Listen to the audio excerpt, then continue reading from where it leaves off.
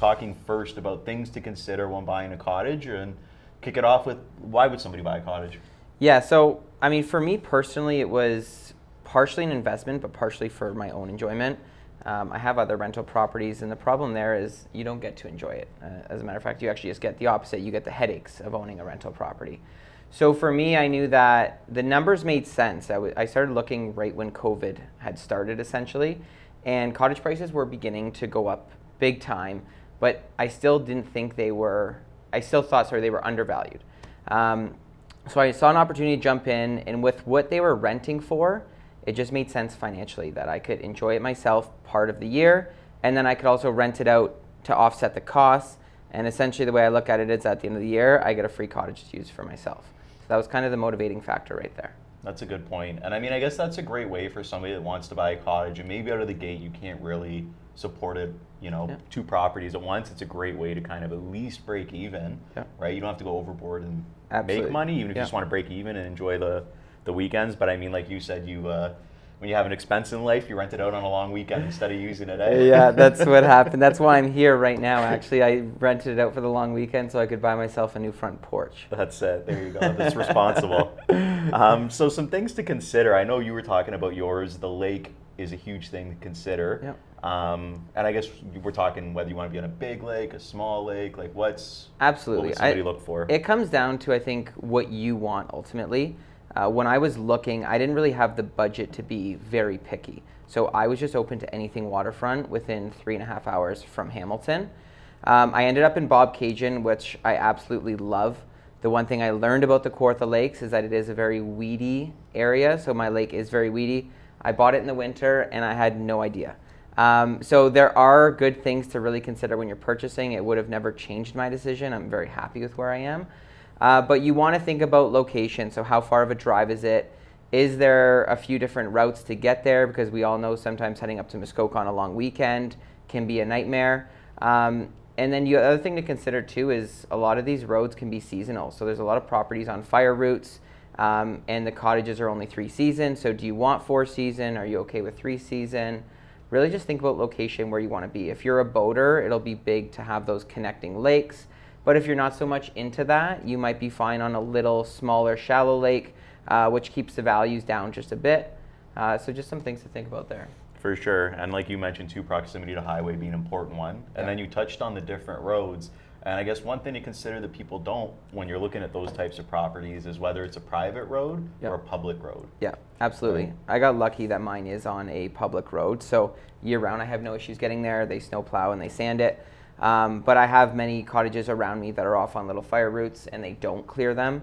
And then there's some that actually do clear them and you just pay a yearly fee with your neighbors so that you can use it as a 4-season cottage.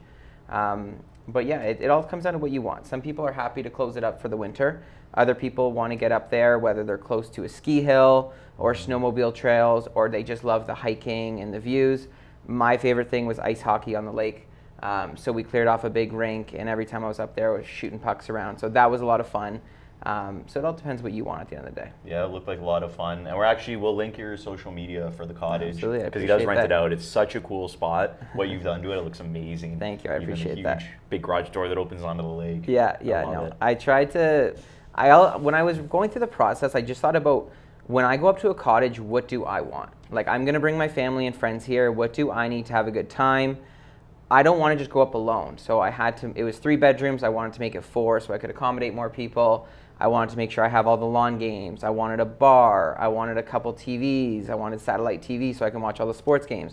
I just thought about what I would genuinely enjoy. And then that way I know when I'm attracting a similar crowd that's going to rent it, and I kind of have what everyone needs. Yeah, nice. And then what else should we consider? You mentioned, I know you were talking earlier about island properties can be something, like some people like that secluded. Yep. But I guess you're 100% off the grid on an island property? Like, what is it? Yeah. They have power lines that run under the lake. I mean, I've never had one myself. I actually never grew up with a cottage at all. That was kind of my motivation for wanting one. But those are going to be 3-season properties, So you do want to consider, and the financing on those can be a lot different. So when you are purchasing a cottage, you do need to factor in financing because there are a few different rules depending on your location. But yeah, those are very different than your average cottage property. Yeah, that is something to consider as well, right? Like, most people think you can just get a regular mortgage maybe on a cottage like it's any other property, but as you know, I guess. The minimum you can do is 10% down as a second home with these cottage properties. The property I purchased, actually, the lady was living there year round. So it had a furnace, it had air conditioning, it had a backup generator, and it was a 4-season municipal road. So all those help build your case if you're buying it as a second home with 10% down. But what you have to factor in with the price of cottages these days, I mean, you're spending minimum $800,000 for anything waterfront. So to put 10% down on $800,000 with the current rates is a hefty payment. So not everyone's going to get approved for that. As an investor, it's like anything else. You need 20% down, and typically the banks won't factor in Airbnb income. So they'll look at market rents. And then you just also got to factor in how rural are we going? Like, how far off the grid is this cottage? Because the further you are and the more isolated you are, there could start to come into play where they want more money down, anywhere from 25% to 35%. And I've also heard the more expensive they get, the more money they may want down. So you really want to have a good conversation with a mortgage specialist that does understand cottage properties to know where you sit financially. And with a shifting market, you'll probably get a conditional offer accepted anyways. So you have your time to do your due diligence and make sure your financing is in order. Nice. And I think you did your mortgage with Davis Carroll, right? Yeah, Davis was on our show. If you go back to a bunch of episodes, he talks about some really cool financial stuff. Yeah, no, he's great at what he does. He's one of our go-to guys for sure. So he absolutely could help you with that if you had any more questions. Definitely. I think that covers a lot of things to consider when you're looking at cottage. I mean, we can talk about water sources, waste sources, that sort of thing. Do you want to be on a well? Like, I mean, you're probably going to be on septic, yeah. But I mean, that's all dependent. I think probably most importantly would be the location of the cottage as opposed to what the systems are in it. Yeah, I would think. Yeah, they're all going to be septic well, cistern for water source. But location for me was a big one. I know that I can get there and back in under 3 hours every time. The 407 goes out my way since I'm just past Peterborough. So it's easy to get to. It's 4-season. That was number one for me. I mean, I've even gone up and back in the same day before when I was going through renovations. And it wasn't ideal, but it wasn't that bad. Yeah, that's another thing too. I know you mentioned try to find a local handy guy, but we'll touch on that a little bit later. Absolutely. But what do you guys think? What's important to you when you're looking for a cottage? If you have more questions about things to consider, drop a comment below. We'd love to answer it. If we don't know the answer, we'll get Alex to answer it.